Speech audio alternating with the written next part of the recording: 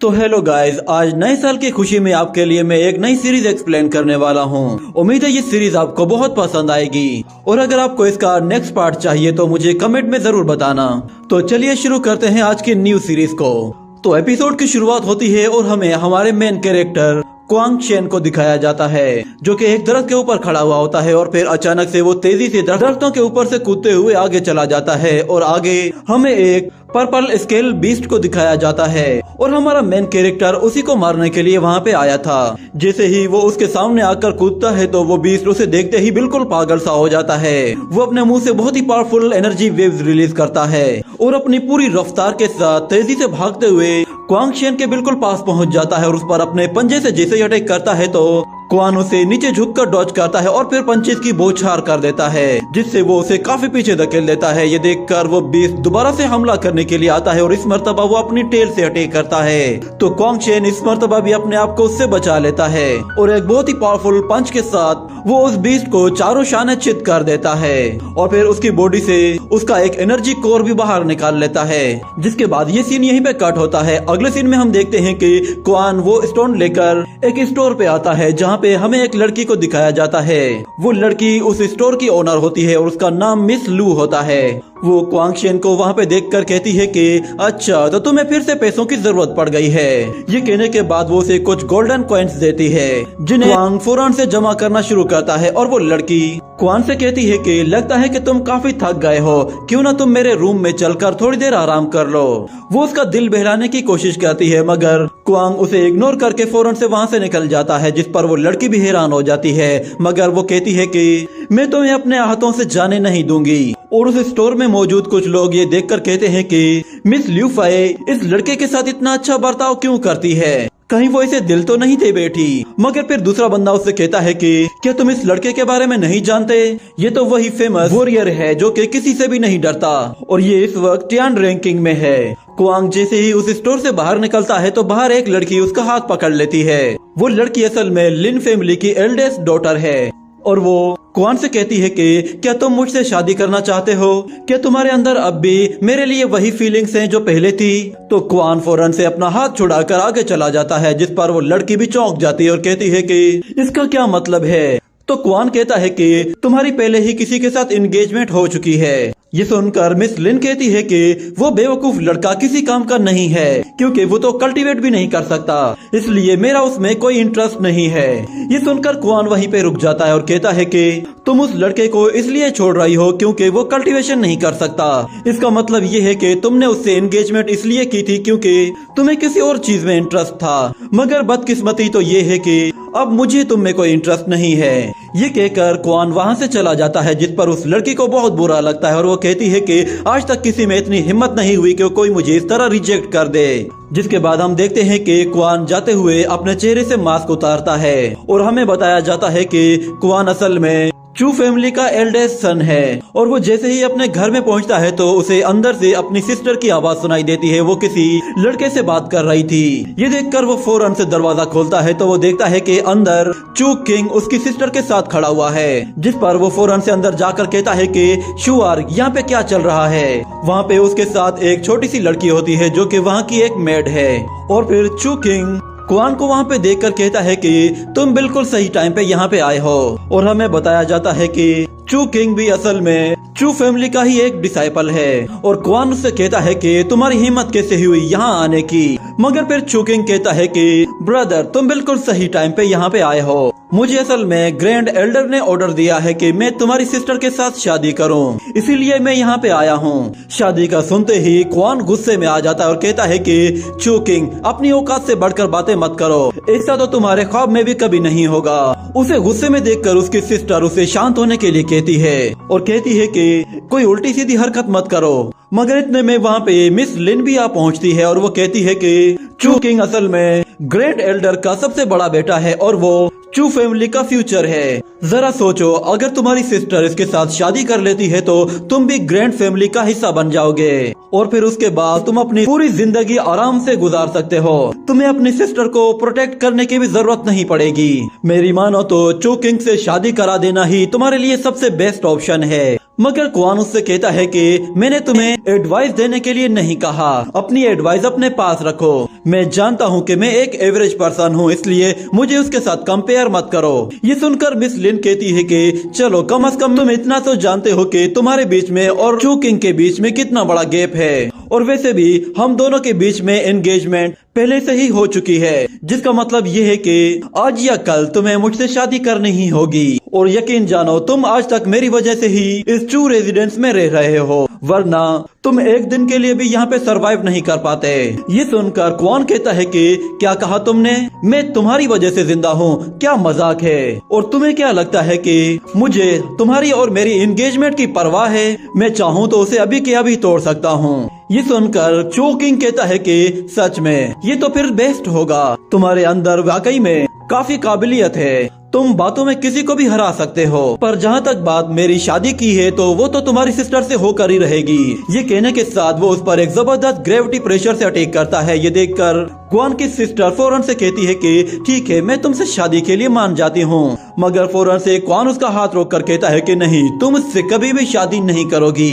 ये कहने के बाद क्वान अपने पैरों पे खड़ा होकर उस ग्रेविटी प्रेशर को खत्म करने की कोशिश करता है और अपनी बॉडी से एक जबरदस्त एनर्जी रिलीज करके उस अटैक को बिल्कुल बेअसर कर देता है और एक स्क्रॉल सीधा चू किंग की तरफ थ्रो करता है। तो चू किंग उसे खोलकर देखता है, वो असल में एक चैलेंजिंग स्क्रॉल होता है जिसमें क्वांग ने उसे मैच के लिए चैलेंज किया है। उस स्क्रॉल को देखकर चू किंग भी हंसने लगता है और कहता है कि क्या वाकई में तुम मुझसे लड़ना चाहोगे?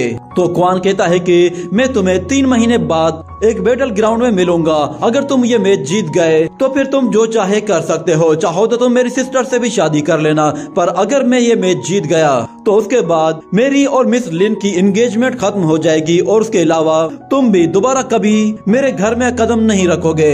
ये सुनकर वो फौरन से मान जाता है और उस पर अपना साइन कर देता है, जिसके बाद वो जाते हुए क्वान से कहता है कि ये तुम्हारी सबसे बड़ी गलती होगी। और फिर मिस लिन उससे कहती है कि जब चू किंग तुम्हारी सिस्टर से शादी कर लेगा तो मैं तुम्हारे लिए एक शॉप अरेंज करवाऊंगी, बाकी की सारी जिंदगी तुम उस दुकान पे ही गुजार लेना। ये सुनकर क्वान कहता है कि हाँ, तुम्हारा बहुत बहुत शुक्रिया, अब दफा हो जाओ। ये सुनकर वो भी यहाँ से चली जाती है। मगर फिर क्वांग की सिस्टर उससे कहती है कि तुमने ये क्या किया है, तुम्हें उसे चैलेंज नहीं करना चाहिए था। मगर क्वांग कहता है कि मुझे 3 महीनों में अपने आप को स्ट्रॉन्ग बनाना है और उसे ये दिखाना है कि हम कोई एरे गहरे नहीं है कि कोई भी हमारे घर में मुंह उठाकर चला आएगा। उसकी सिस्टर देखती है कि क्वांग बिल्कुल बदला बदला सा लग रहा है और फिर अचानक से उसे चक्कर आने लगते हैं, तो वहीं पे ही लड़खड़ा कर गिर जाती है, जिस पर क्वांग फौरन से उसे पकड़कर उठाता है। उसकी बॉडी फ्रीज हो रही थी, जिस पर क्वांग भागते हुए उसे एक बिस्तर पे लिटा देता है और वो उसे कंबल उड़ा देते हैं। और क्वान उस मेट से कहता है कि ये पैसे लो और फौरन से किसी डॉक्टर को लेकर आओ ताकि वो जल्द से जल्द इसे ठीक कर सके और मैं जाकर कुछ नेचुरल हर्ब्स जमा करता हूँ। ये कहने के बाद ल्यूआर कहती है कि आखिर ये क्वांग इतने पैसे कहाँ से ला रहा है। जिसके बाद अगले सीन में हम लोग देखते हैं कि क्वांग जंगल में नेचुरल हर्ब्स जमा करने के लिए जाता है और वो कहता है कि आम लोगों को इन नेचुरल हर्ब्स के बारे में कुछ भी नहीं मालूम, मगर मुझे मालूम है कि वो कहाँ उगती हैं। ये कहने के बाद वो एक नेचुरल हर्ब को ढूंढ लेता है और उसे जमीन से उखाड़कर दूसरे की तरफ आगे बढ़ता है। इसी तरह एक एक करके वो कुछ नेचुरल हर्ब्स को जमा कर लेता है और कहता है कि फाइनली अब सारे नेचुरल हर्ब्स मिल गए हैं। मगर बदकिस्मती से ये मेरी सिस्टर की तकलीफ को कुछ देर के लिए दूर कर देंगे, मगर मुझे इसका कोई परमानेंट सॉल्यूशन ढूंढना होगा। ये कहने के बाद वो जैसे ही घर की तरफ जाने लगता है तो अचानक उसे ऐसा महसूस होता है कि कोई उसका पीछा कर रहा है। जिस पर वो पीछे मुड़कर देखता है तो उसे कोई भी नजर नहीं आता और फिर वो कहता है कि कौन है वहाँ, जो भी है बाहर आ जाओ। ये कहने की ही देर थी कि कुछ लोग बाहर आते हैं, वो भी असल में चू फैमिली के ही मेंबर्स थे। उनमें से एक का नाम था चू यान और वो क्वांग से कहता है कि मैंने सुना है कि तुमने मेरे सीनियर ब्रदर को चैलेंज किया है। मैंने सोचा भी नहीं था कि तुम्हारे जैसा कोई लूजर ऐसी हरकत भी कर सकेगा। तो चू यान को देखते ही क्वांग को कुछ याद आता है। वो कहता है कि आज से 1 साल पहले इसने मिस क्यू को छेड़ा था, जिसकी वजह से चू फैमिली इस लड़के को अपनी फैमिली से अलग करने वाली थी, मगर चू किंग की मना करने की वजह से इसे फैमिली में दोबारा से रखा गया है। जिसके बाद क्वान उन लोगों से कहता है कि तुम लोग मुझे बताओ कि तुम लोग यहाँ पे क्या करने के लिए आए हो। तो चू यान उसके हाथ में वो नेचुरल हर्ब्स देखता है और कहता है कि मुझे वो नेचुरल हर्ब्स चाहिए। ये सुनकर कुआन थोड़ी देर सोचता है और कहता है कि तुम्हें ये चाहिए, ठीक है ले लो।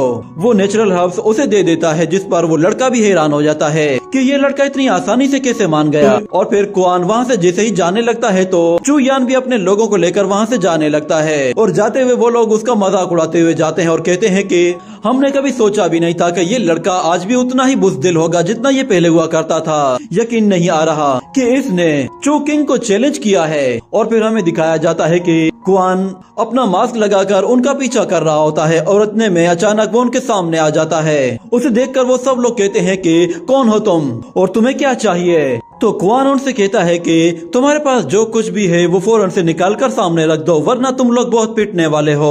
उसे देखकर एक बंदा पहचान जाता है कि ये तो वही टियान रैंकिंग वाला वॉरियर है। मगर फिर चू यान उनसे कहता है कि तुम लोग डर किस लिए रहे हो, हम लोग बहुत सारे हैं, हम एक साथ मिलकर इस पे हमला करते हैं। ये कहने के साथ वो सब एक साथ मिलकर हमला करने के लिए तैयार हो जाते हैं। मगर जैसे ही वो कुआन पर अटैक करते हैं तो कुआन बहुत ही आसानी से उनके अटैक को डॉज करके एक ही पंच के साथ एक का खेल तमाम कर देता है और फिर दूसरे की तरफ आगे बढ़ता है और दूसरे को भी एक ही पंच से ढेर कर देता है।